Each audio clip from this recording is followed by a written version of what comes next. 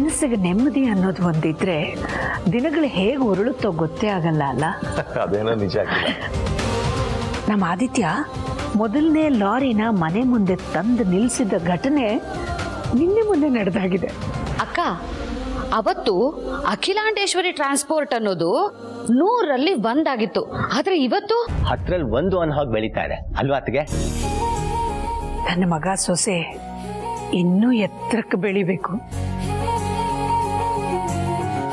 ಹಾ, ಆದ್ರೆ 10ರಲ್ಲಿ 1 ಅನ್ನೋ ಒಂದು ಟ್ರಾನ್ಸ್ಪೋರ್ಟ್ ಕಂಪನಿ ನಂಬರ್ 1 ಆಗಬೇಕು. ಇನ್ನು ಕೆಲವೇ ವರ್ಷಗಳಲ್ಲಿ ಅದು ಆಗುತ್ತೆ. ಆ ನಂಬಿಕೆ ನನಗಿದೆ.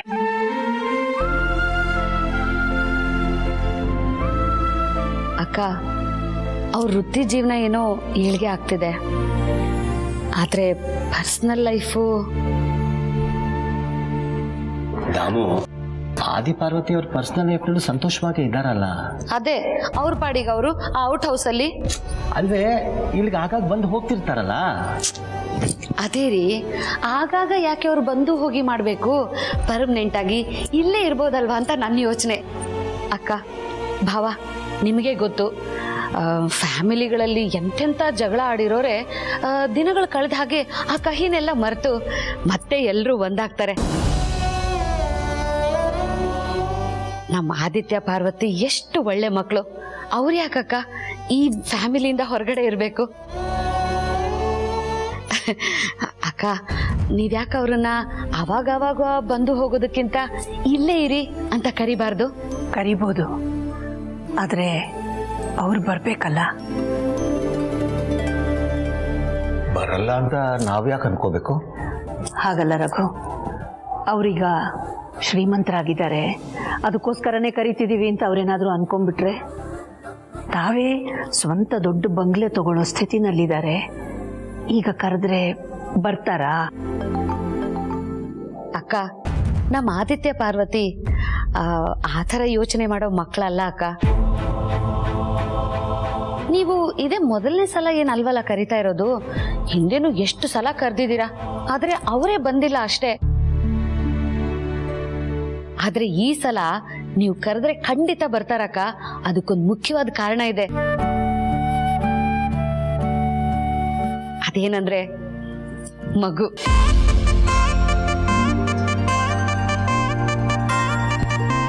ಅಕ್ಕ, ಮಗುನ ಅವರಿಬ್ರು ಎಷ್ಟು ಹಚ್ಕೊಂಡಿದ್ದಾರೆ ಅಂತ ನಿಮಗೂ ಚೆನ್ನಾಗಿ ಗೊತ್ತು. ಮಗುಗೋಸ್ಕರನಾದ್ರೂ ನೀವು ಈ ಸಲ ಕರೆದ್ರೆ ಖಂಡಿತ ಬರ್ತಾರೆ. ಅಕ್ಕ, ನಿಮಗೆ ಕರೆಯೋದಕ್ಕೇನಾದ್ರೂ ಹಿಂಜರಿಕೆ ಆದ್ರೆ ನಾನೊಂದ್ಸಲ ಕರೀಲ ಅಕ್ಕ? ಬೇಡ ದಾಮಿನಿ, ಈ ಮನೆಗೆ ಯಜಮಾನರು ಹಿರಿಯರು ಅಂದ್ರೆ ನಮ್ಮ ಅಣ್ಣ ಅತ್ತಿಗೆ, ಅವ್ರು ಹೋಗಿ ಕರೆದ್ರೇನೆ ಅದಕ್ಕೊಂದು ತೂಕ. ಹಾ, ಅದು ನಿಜಾನೇ ಅಕ್ಕ. ದೊಡ್ಡ ಮನ್ಸು ಮಾಡಿ ಅಕ್ಕ. ರಘು, ನೀವೇ ಒಂದ್ಸಲ ಸೂಕ್ಷ್ಮವಾಗಿ ಕೇಳಿ ತಿಳ್ಕೋಬೋದಾ? ಯಾಕಂದ್ರೆ ಅವರು ಇಲ್ಲಿಗೆ ನಮ್ ಜೊತೆನೆ ಇರಕ್ ಬರೋದು ಖುಷಿ ಖುಷಿಯಾಗಿ ಬರ್ಬೇಕು, ಸಂತೋಷದಿಂದ ಬರ್ಬೇಕು, ಬಲವಂತಕ್ಕಲ್ಲ. ನಿಜ. ಆಯ್ತಾಕಿಲ್ಲ, ನಾನೇ ಒಂದ್ಸಲ ಕೇಳ್ಬಿಡ್ತೀನಿ.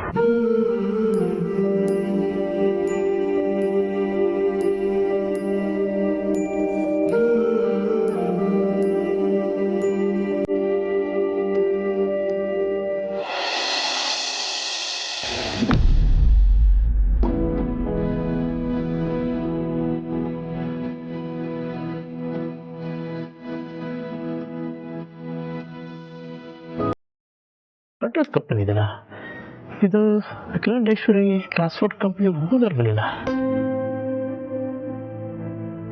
ಆದಿತ್ಯ ಸರ್ ಥರನೇ ಇದಾರಲ್ಲ.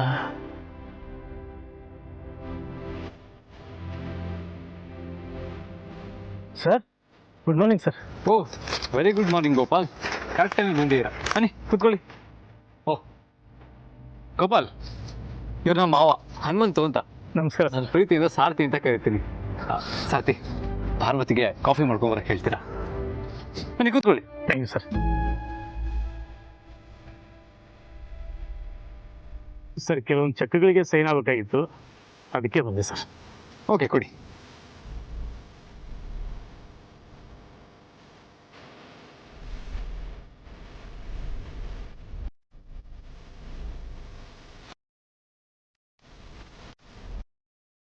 ಇವತ್ತು ಅರಸನಕೋಟೆಗೆ ಪರ್ಮನೆಂಟ್ ಆಗಿ ಬರೋದ್ರ ಬಗ್ಗೆ ಆದಿತ್ಯ ಪಾರ್ವತಿ ಮನಸ್ಸಲ್ಲಿ ಏನಿದೆ ಅಂತ ಇಂಡೈರೆಕ್ಟ್ ಆಗಿ ತಿಳ್ಕೊಂಡ್ಬಿಡ್ಬೇಕು.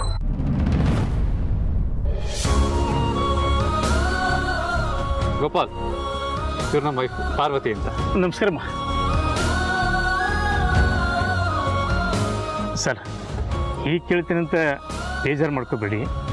ಅರಸನಕೋಟೆ ದೊಡ್ಡ ಮಗ ನೀವು, ಜೊತೆಗೆ ಒಂದು ದೊಡ್ಡ ಟ್ರಾನ್ಸ್ಪೋರ್ಟ್ ಕಂಪ್ನಿ ಓನರು, ಬೇಕಾದಷ್ಟು ಬಿಸ್ನೆಸ್ಗಳಿವೆ. ಅಂಥವರು ಇಂಥ ಮನೇಲಿದ್ದಿರಲ್ಲ ಸರ್.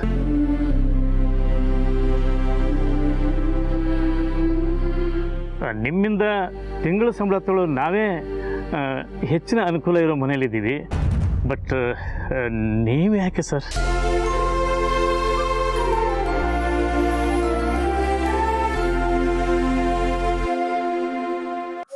ನಿಮಗೆ ದೇವ್ರ ಮೇಲೆ ನಂಬಿಕೆ ಇದೆಯಾ? ತುಂಬಾ ಇದೆ ಮೇಡಮ್. ನಾನು ದೇವಸ್ಥಾನಕ್ಕೆ ಹೋಗದೆ ಆಫೀಸಿಗೆ ಬರೋದೇ ಇಲ್ಲ. ಆದರೆ ನಾವು ವಾಸ ಮಾಡ್ತಾ ಇರೋದೇ ದೇವಸ್ಥಾನದ ಒಳಗೆ. ನಾವಿರೋ ಮನೆ ನನ್ನ ಪಾಲಿಗೆ ಬರೀ ಒಂದು ಜಾಗ ಅಲ್ಲ,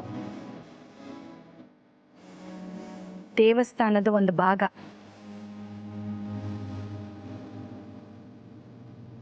ಯಾಕೆ ಅಂದರೆ ಅರಸನಕೋಟೆ ಅನ್ನೋದು ದಿನ ಬೆಳಗಾದ್ರೆ ನಮ್ಮ ಪಾಲಿಗೆ ಕೈ ಎತ್ತಿ ಮುಗಿಯೋ ದೇವಸ್ಥಾನ. ನಮ್ಮ ಅಪ್ಪ ಅಮ್ಮನೆ ನಮ್ಮ ಪಾಲಿನ ದೇವರುಗಳು. ನಮ್ಮ ಹತ್ರ ಈಗ ಸಾಕಷ್ಟು ಹಣ ಇದೆ. ಈ ಹಣ ದೊಡ್ಡ ಬಂಗ್ಲೆ, ಆಳು ಕಾಳುಗಳ ಮಧ್ಯೆ ಇರೋ ಅವಕಾಶನ ತಂದ್ಕೊಡ್ಬೋದು. ಆದರೆ ನಮ್ಮ ಅತ್ತೆ ಮಾವ ಅರಸನಕೋಟೆಯವ್ರ ಮುಖನ ದಿನ ಬೆಳಗಾದ್ರೆ ನೋಡೋ ಅದೃಷ್ಟ ಕಳೆದು ಹಾಕ್ಬಿಡುತ್ತಲ್ವಾ? ಅದಕ್ಕೆ ನಾವೆಷ್ಟೇ ಬೆಳೀಲಿ ಅರಸನಕೋಟೆ ಅಂಗ್ಲ ಬಿಟ್ಟು ಆಚೆ ಹೋಗಲ್ಲ. ಎಂಥ ದೊಡ್ಡ ಆದರ್ಶ ಸರ್ ನಿಮ್ಮದು. Hats off sir.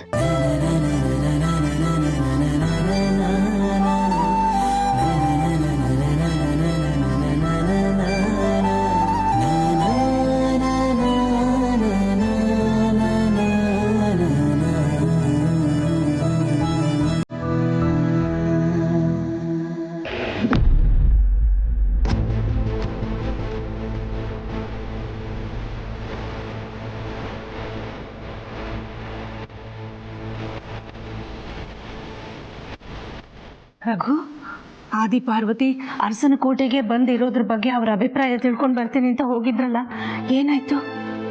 ಅಖಿಲ, ನಮ್ಮ ಮಗ ಸೊಸೆ ಇಬ್ರು ವಯಸ್ಸಲ್ಲಿ ಚಿಕ್ಕವರಾಗಿರ್ಬೋದು, ಆದರೆ ಸ್ವಭಾವದಲ್ಲಿ ತುಂಬ ಎತ್ತರಕ್ಕೆ ಬೆಳೆದ್ಬಿಟ್ಟಿದ್ದಾರೆ.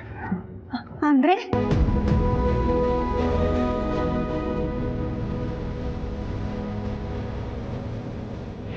ಅರಸನಕೋಟೆ ಅನ್ನೋದು ದಿನ ಬೆಳಗಾದ್ರೆ ನಮ್ಮ ಪಾಲಿಗೆ ಕೈ ಎತ್ತಿ ಮುಗಿಯೋ ದೇವಸ್ಥಾನ.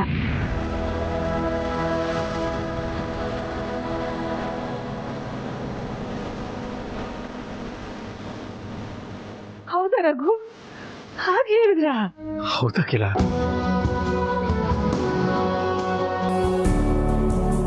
ಆದ್ರೆ ಇದೇ ಮಾತನ್ನ ನನ್ನ ಹತ್ರ ಯಾಕೆ ಅವ್ರು ಹೇಳ್ಕೊತಾ ಇಲ್ಲ? ಅಲ್ಲ, ಹೇಳ್ಕೊಳ್ಳೋದು ಬೇಕಾಗಿಲ್ಲ. ಅಧಿಕಾರದಿಂದ ಇದು ನಮ್ಮ ಮನೆ, ನಮ್ಮ ಕುಟುಂಬ ಅಂತ ಲಗೇಜ್ ಸಮೇತ ಯಾಕೆ ಇಲ್ಲಿಗೆ ಬರ್ತಾ ಇಲ್ಲ? ಅಕ್ಕ, ಅವರಿಗೆ ನಾವೇ ಬರ್ತೀವಿ ಅಂತ ಹೇಳೋದಕ್ಕೆ ಮುಜುಗರ ಇರ್ಬೋದಲ್ವಾ ಅಕ್ಕ? ಜಯ, ಫೋನ್ ಕೊಡು.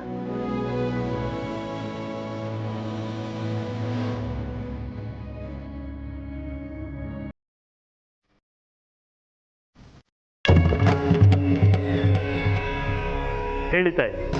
ನಮಸ್ಕಾರ ಗುರುಗಳೇ, ತಮ್ಮಿಂದ ಒಂದು ಸಹಾಯ ಆಗಬೇಕಾಗಿತ್ತು. ಮನೆಯಿಂದ ಹೊರಗೆ ಇರೋ ದೊಡ್ಡ ಮಗ ದೊಡ್ಡ ಸೊಸೆನ ಮನೆ ಕರಿಬೇಕು. ಹೇಗೆ, ಯಾವಾಗ ಕರೆದ್ರೆ ಒಳ್ಳೇದು ಅನ್ನೋದು ನಿಮ್ಮ ಪ್ರಶ್ನೆ. ಗುರುಗಳೇ, ನೀವು ಮಹಾತ್ಮರು. ನಾನು ಫೋನ್ ಮಾಡ್ತಿದ್ದ ಹಾಗೆ ನನ್ನ ಮನಸ್ಸಲ್ಲಿ ಏನಿದೆ ಅನ್ನೋದನ್ನ ಕಂಡುಕೊಂಡು ಮಾತಾಡ್ತಿದ್ದೀರಲ್ಲ ಗುರುಗಳೇ. ಹೀಗೆ ಹಿಂದೆ ಒಂದ್ಸಲ ಆದಿ ಪಾರ್ವತಿ ನಮ್ಮ ಮನೇಲೇ ಇರೋದಕ್ಕೆ ಅಂತಾನೆ ಬಂದಿದ್ದು. ಆದರೆ ಏನೇನೋ ಕಾರಣದಿಂದ ಅವರು ವಾಪಸ್ ಹೋಗ್ಬೇಕಾಗಿ ಬಂತು.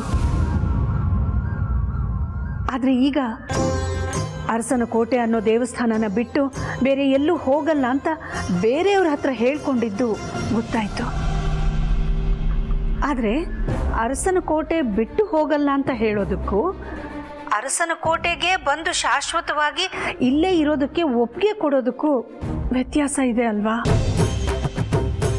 ಈ ಸಲ ಮನೆಗೆ ಬರೋ ಹಿರಿ ಮಗ ಹಿರಿ ಸೊಸೆ ನಮ್ಮ ಮನೇಲಿ ಶಾಶ್ವತವಾಗಿರೋ ಥರ ಆಗಬೇಕು. ಅದಕ್ಕೆ ನಾವೇ ಅವರನ್ನು ಹೋಗಿ ಕರಿತೀವಿ. ಅದಕ್ಕೆ ಒಂದು ದಿನ, ಒಂದು ಮುಹೂರ್ತ ಯಾವುದಾದ್ರೂ ಒಂದನ್ನು ಗೊತ್ತು ಮಾಡಿಕೊಡಿ ಗುರುಗಳೇ. ಅವರು ಅರಸನ ಕೋಟೆಗೆ ಶಾಶ್ವತವಾಗಿ ಬಂದು ನೆಲೆಸೋ ಸಮಯ ಬಂದಾಯ್ತಾ ಇದೆ.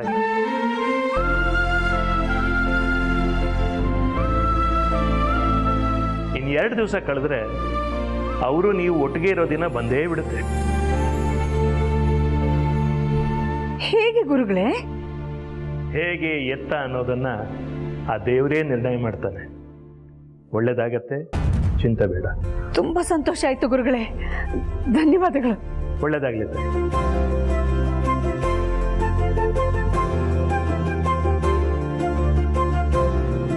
ರಘು, ಗುರುಗಳು ಎಂಥ ಒಳ್ಳೆ ಸುದ್ದಿ ಕೊಟ್ಟಿದ್ದಾರೆ ಗೊತ್ತಾ? ಆದಿ ಪಾರ್ವತಿನೇ ಇನ್ 2 ದಿನದಲ್ಲಿ ನಮ್ಮ ಜೊತೆನೆ ಶಾಶ್ವತವಾಗಿ ಇರೋದಕ್ಕೆ ಬರ್ತಾರಂತೆ. ಅಕ್ಕ, ಗುರುಗಳು ಹೇಳಿದಾರೆ ಅಂದ್ರೆ ಅದ್ ಖಂಡಿತ ನಡೆಯುತ್ತಕ್ಕ. ನನ್ಗಂತೂ ಈ 2 ದಿನ ಯಾವಾಗ ಕಳೆದು ಹೋಗುತ್ತೋ ಅನ್ನಿಸ್ತಿದೆ.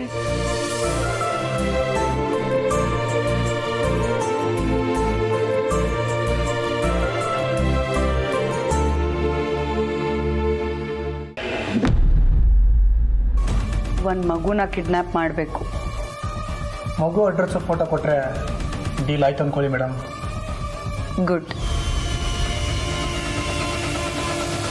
ಮಗು ಫೋಟೋನ ನಾನು ನಿಮಗೆ ವಾಟ್ಸಪ್ ಮಾಡಿದ್ದೀನಿ, ನೋಡಿ.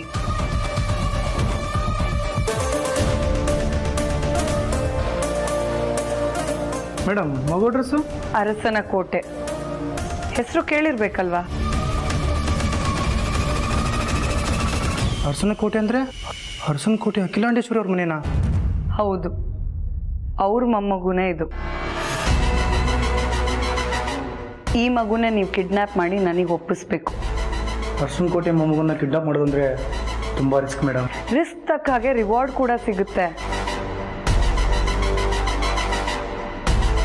ನೀವು ನಿರೀಕ್ಷೆನೆ ಮಾಡದೇ ಇರೋ ಅಷ್ಟು ಹಣ ನಾನು ನಿಮಗೆ ಕೊಡ್ತೀನಿ. Okay madam. ಮಗುನ ಯಾರಾದರೂ ಗೇಟಿನ ಆಚೆ ಕರ್ಕೊಂಬಂದರೆ ಅದ್ರ ಮುಂದಿನ ಅರ್ಧ ಗಂಟೆಯಲ್ಲಿ ಆ ಮಗು ನಿಮ್ಮ ಕೈಲಿರುತ್ತೆ ಅಂದ್ಕೊಳ್ಳಿ ಮೇಡಮ್. ಗುಡ್. ಇದು ಅಡ್ವಾನ್ಸ್. ಮಿಕ್ಕಿದ್ದು ಕೆಲಸ ಮುಗಿದ್ಮೇಲೆ ನಾನು ನಿಮಗೆ ಕೊಡ್ತೀನಿ. Okay madam.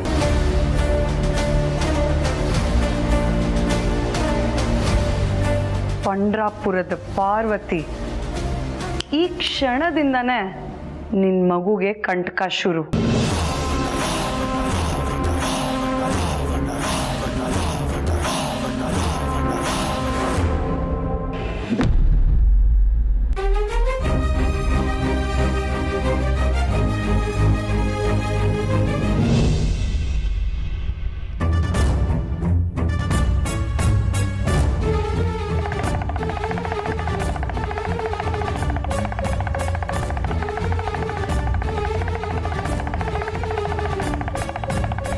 ಹಾಲಕ್ಕಿ ನುಡಿತೈತಿ ತಾಯಿ, ಹಾಲಕ್ಕಿ ನುಡಿತೈತಿ.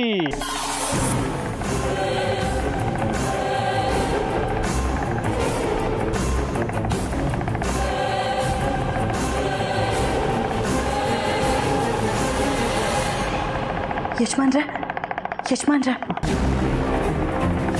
ಏನ್ ಬರು? ಬುಡ್ಬುಡ್ಕೆ ಶಬ್ದ ಕೇಳಿಸ್ತಾ ಇದೆ ಅಲ್ವಾ? ಹೌದು ಬಾರು, ಬಾ ನೋಡೋಣ.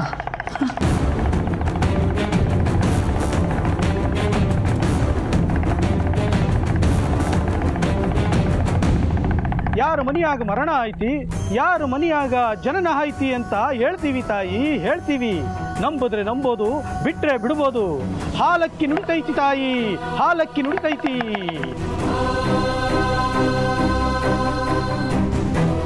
ಇದು ದೇವರ ಆಜ್ಞೆ ಐತಿ, ಕರುಳ ಬಳ್ಳಿಗೆ ಕಂಟಕ ಕಾದೈತಿ.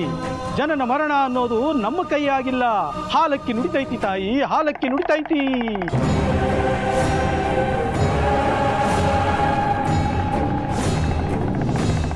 ಆ ದೇವ್ರ ಮ್ಯಾಗ ಭಾರ ಹಾಕು ತಾಯಿ, ಹೆತ್ತ ತಾಯಿಯಾದವಳು ಶಿವಪುರ ಕ್ಷೇತ್ರಕ್ಕೆ ಹೋಗಿ ಆ ಮೃತ್ಯುವನ್ನು ಜಯಿಸಿದವನ ಪೂಜೆ ಮಾಡಿದ್ರೆ ಮಾತ್ರ ಮಗುವಿಗೆ ಉಳಗಾಲ ಐತಿ. ನೀ ಹಚ್ಚಿ ಹೋದ ನಂದಾದೀಪನ ಶಿವಪ್ಪನ ಪೂಜೆ ಮುಗಿಯೋ ತನಕ ಒಂದು ಹಿರಿ ಜೀವ ಕಾಯ್ತಾ ಇರಲಿ ತಾಯಿ, ಕಾಯ್ತಾ ಇರಲಿ. ಹಾಲಕ್ಕಿ ನುಡಿತೈತಿ ತಾಯಿ, ಹಾಲಕ್ಕಿ ನುಡಿತೈತಿ.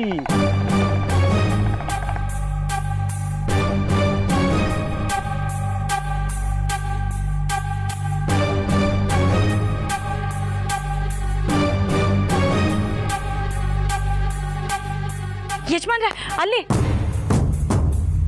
ಯಜಮಾನ್ರೆ ಹೋಗ್ತಾ ಇದಾರೆ, ಕರೀರಿ ಯಜಮಾನ್ರೆ ಅವ್ರನ್ನ. ಹಲೋ, ಒಂದ್ ನಿಮಿಷ. ಯಜಮಾನ್ರೆ ತಡಿಬೇಡಿ ಅವ್ರನ್ನ. ಬೆಳಗಿನ ಜಾವನೆ ಬಂದು ದೇವ್ರು ನುಡಿಸಿದ್ದನ್ನ ನೋಡಿದ್ಬಿಟ್ಟು ಹೊರಟು ಬಿಡ್ತಾರೆ. ಅಲ್ಲ, ಅವರು ನಮ್ಮ ಮಗಳಿಗೇನೋ ಕಂಟಕ ಇದೆ, ಶಿವಪುರ ದೇವಸ್ಥಾನಕ್ಕೆ ಹೋಗಿ ಪೂಜೆ ಮಾಡಬೇಕು, ಆಗಲೇ ನಮ್ಮ ಮಗಳು ಉಳಿಯೋದು ಅಂತ ಹೇಳಿದ್ರು. ಇದು ಅವ್ರ ಮಾತಲ್ಲ, ದೇವರು ಅವ್ರ ಬಾಯಲ್ಲಿ ನುಡಿಸ್ತಾರೆ ಅಂತ ನಮ್ಮ ತಂದೆ ಹೇಳ್ತಾ ಇದ್ರು.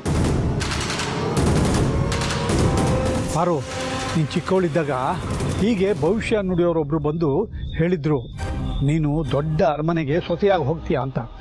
ಆಗ ನಾನು ನಂಬಿರಲಿಲ್ಲ, ಆದರೆ ಈಗ ನೋಡು ನಿಜ ಆಗಿದೆ ಅಲ್ವಾ. ಹಾಗಾದ್ರೆ ಅವ್ರು ಹೇಳ್ದಾಗೆ ನನ್ನ ಮಗಳು ಕಂಟಕ ಇದೆ ಅಂತ ಹೇಳ್ತಾ ಇದೆಯಪ್ಪ.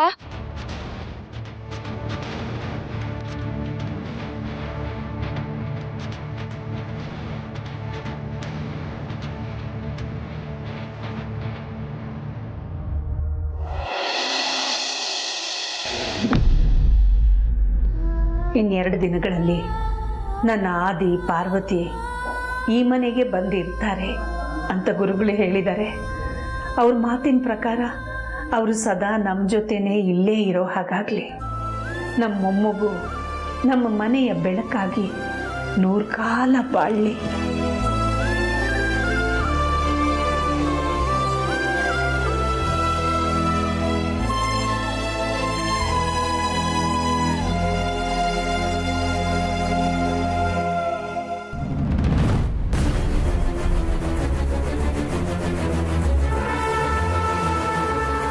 ಇದೇನಿದು? ನಮ್ಮ ಮೊಮ್ಮಗು ನಮ್ಮ ಮನೆ ಬೆಳಕಾಗಿ 100 ಕಾಲ ಬಾಳ್ಲಿ ಅಂತ ನಾನು ಬೇಡ್ಕೊತಿದ್ದ ಹಾಗೆ ದೀಪ ಆರೋಯ್ತು. ಜಾಸ್ತಿ ಗಾಳಿನೂ ಬರ್ತಾ ಇಲ್ಲ. ಮತ್ತೇನಿದೆ ಅಪಶಕುನ?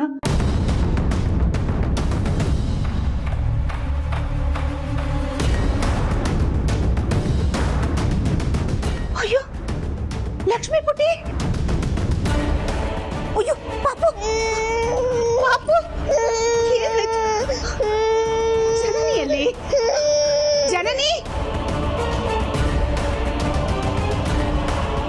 ಜನನಿ ಜನನಿ ಅತ್ತೆ, ಮಗುನ ರೂಮ್ನಲ್ಲಿ ಒಂದನ್ನೇ ಬಿಟ್ಟು ನೀನು ಎಲ್ಲಮ್ಮ ಹೋಗಿದ್ದೆ? ಪಾಪ ಮಲಗಿದ್ಲು ಅತ್ತೆ. ಪ್ರೀತು ಫೋನ್ ಮಾಡಿದ್ದ ಅಂತ ಮಾತಾಡೋದಕ್ಕೆ ಹೋಗಿದ್ದೆ. ನೋಡು, ನೀನು ಮಗು ಜೊತೆ ರೂಮ್ನಲ್ಲಿ ಇರಲಿಲ್ಲ ಅಂದರೆ ಯಾರಿಗಾದ್ರೂ ಹೇಳ್ಬಿಟ್ಟಾದ್ರೂ ಹೋಗೋದು ತಾನೇ ನೋಡ್ಕೊಳ್ಳೋದಕ್ಕೆ. ನಾನು ಸರಿಯಾದ ಸಮಯಕ್ಕೆ ಹೋಗಿದ್ದಕ್ಕೆ ಸರಿ ಹೋಯ್ತು, ಇಲ್ಲ ಅಂದರೆ ಮಗು ಬಿದ್ದುಬಿಡ್ತಿತ್ತು.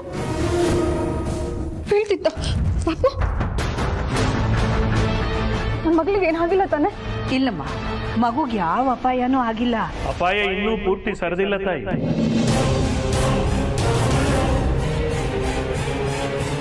ನೆರಳಿನಂತ ಹಿಂಬಾಲಿಸ್ತಾ ಇದೆ.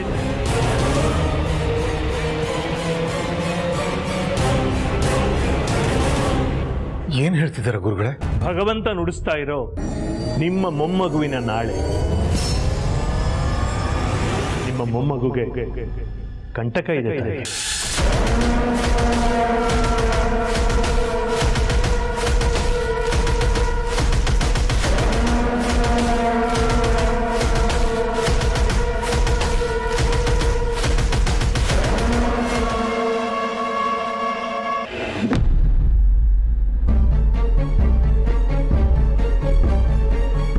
ಇದೇನು ದೊಡ್ಡ ಯಜಮಾನ್ರೆ, ಮಗಳ ಕಂಟಕ ನಿವಾರಣೆಗೆ ಪೂಜೆಗೆ ಹೋಗಬೇಕು ಅಂತೇಳಿ ಬೆಳಗ್ಗೆ ಬೇಗ ಎದ್ದು ರೆಡಿಯಾಗಿ ಇನ್ನೂ ಹೀಗೆ ಕೂತಿದ್ದೀರಲ್ಲ.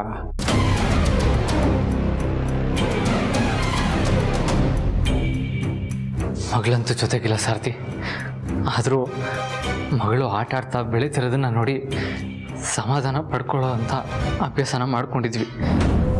ಜೊತೆಗೆ ಬಿಸ್ನೆಸ್ಸು ಎಲ್ಲ ಸರಿಯಾಗಿ ನಡೀತಾ ಇತ್ತು. ಇನ್ನೇನು ಲೈಫಲ್ಲಿ ಎಲ್ಲ ಸರಿಯಾಗಿ ಹೋಗ್ತಾ ಇದೆ ಅನ್ನೋಷ್ಟರಲ್ಲಿ ಇದೇನಿದು ಸಾರ್ಥಿ? ಅದೇ ಗೊತ್ತಾಗ್ತಿಲ್ಲ. ನಾವು ದೊಡ್ಡವರು, ಗೊತ್ತೋ ಗೊತ್ತಿಲ್ಲದೇನೋ ತಪ್ಪು ಮಾಡಿರ್ತೀವಿ. ಆದರೆ ನಿಮ್ಮ ಮಗಳು ಏನೂ ತಿಳಿದೇವರು ಹಸುಗೂಸು. ಅಂಥ ಕೂಸಿಗೆ ಅನ್ಯಾಯ ಮಾಡೋಂಥ ಮನಸ್ಸು ಯಾಕೆ ಮಾಡಿದ್ನು ಆ ಭಗವಂತ? ಎಲ್ಲ ವಿಧಿ ಅನ್ಕೋಬೇಕು ಅಷ್ಟೇ.